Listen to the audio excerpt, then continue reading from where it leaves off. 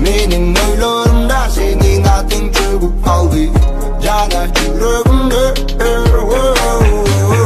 mening yüreğimde noktan yılın aldın. Cana yüreğimde mening oylarımda senin adın çöküp kaldı. Cana yüreğimde mening yüreğimde noktan yılın aldın. Cana yüreğimde привыкла мне банчик приходка. Ой, я кисла походка. Разрываешь жить меня добивай плотно. Бескрутно, прямо до глотки. Она ноты до ре-ми, и мы синонимы. И ночами мы бессонными, детал не зимневые. Mening oylarımda senin adın çöküp kaldı. Yana yüreğimde mening yüreğimde noktan yılın aldın. Cana yüreğimde mening oylarımda al mening yüreğimde mening oylarımda al mening yüreğimde.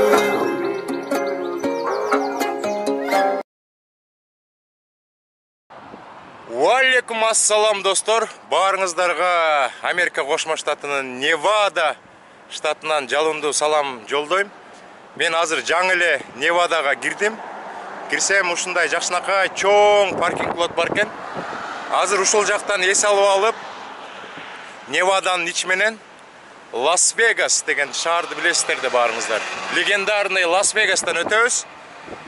Мен эгерде түз кетип калсам,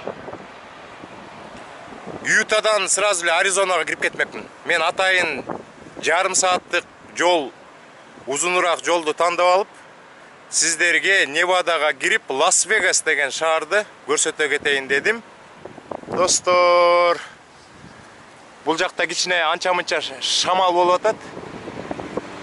Пальмалардын баштары кыймылдап атат. Тигил жерде американский желек турат. Достор, мен сиздерге 4-5 күндөн бери ушул GoPro деген камера менен жакшынакай видеолорду тартып аттым эле. Азыр тракты тетигил жерге парковкага коюп, жаңы түшүп атсам чөнтөктөн түшүп кетип, камерамды сындырып алдым. Айнектердин баары бычырап, майдаланып калды.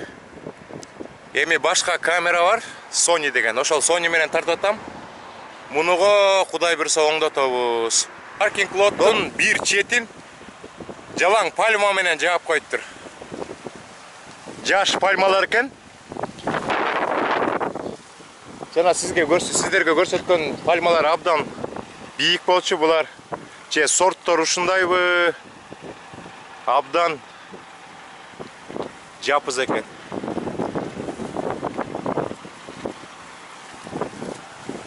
Бул паркинг лот платный экен.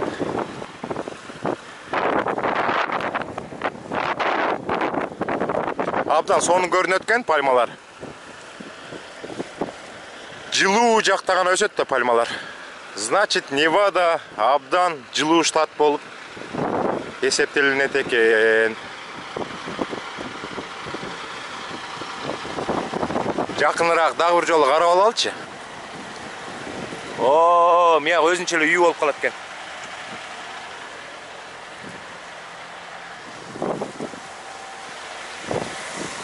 Так, пальмалардын жанына түшүп туруп сүрөткө түшүп алалы.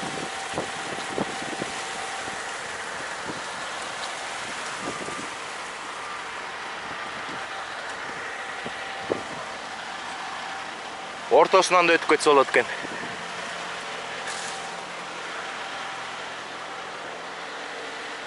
Ар жагынын баары пальма экен да.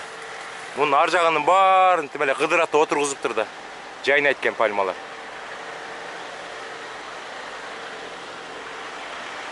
Мына мондай болуп бийигирээк болуп өсүп кете берет экен да бул. Башында мындай кичинекей болот экен, андан кийин чоңойот экен мындай болуп. Анан аягында жанагындай болуп 10-15 метрге чейин өсөт экен. Жарым саат эс алалы дагы жолго чыгалы. Вообще дилерлер жок экен. Жанагы мен изолента байлаган боюнча эле келатат патрубак, эчтеке акпай эле. Уже 400-500 майл жүрүп койдум.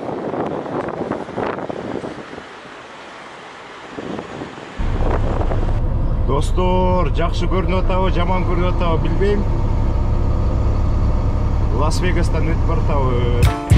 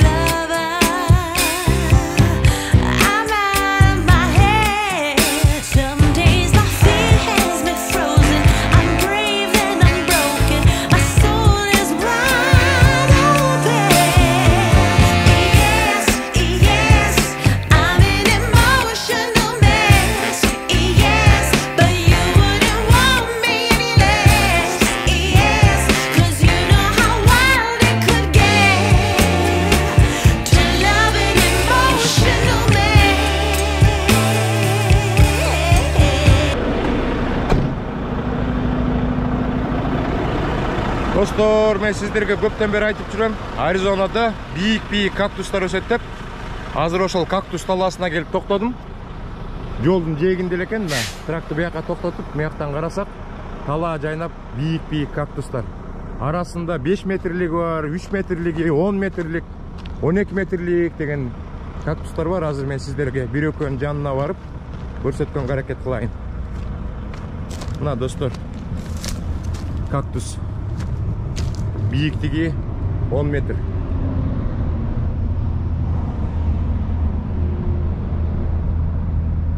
Бир нече бутагы бар экен, ушундайдын кичинекейин биз үйдөн Кыргызстандан өстүрчүбүз. Бул болсо 10 метр.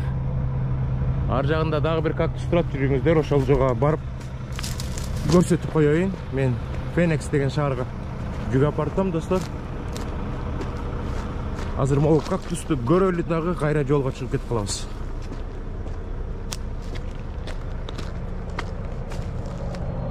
Кыдырып жүрө берсе абдан көп экен. Мен бирөөсүнүн жанына эле барайын дагы. Мына өзүңүздөр көргөндө таякта 1, 2, 3, 4, 5, 6 жайнайт.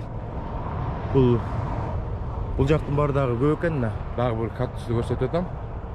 Мунун узундугу дагы где-то 10-11 метр.